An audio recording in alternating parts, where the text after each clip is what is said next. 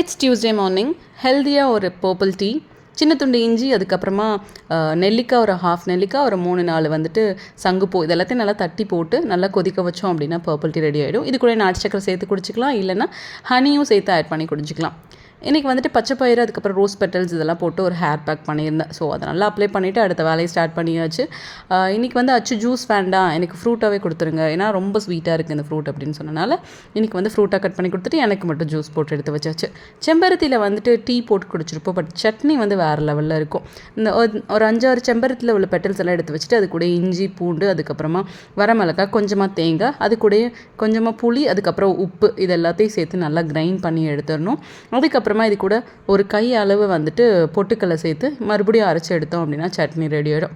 Final டச்சாக அந்த தாளிப்பையும் கொடுத்துட்டோம் அப்படின்னா ஃபில் ஆன மாதிரி ஒரு ஃபீல் இருக்கும். அதுக்கப்புறமா அதுக்கு தோசை, இட்லி எதுனாலுமே காம்பினேஷன் செம்மையாக இருக்கும். நான் இன்றைக்கி தோசை பண்ணிக்கிட்டேன், அவ்வளோதான்.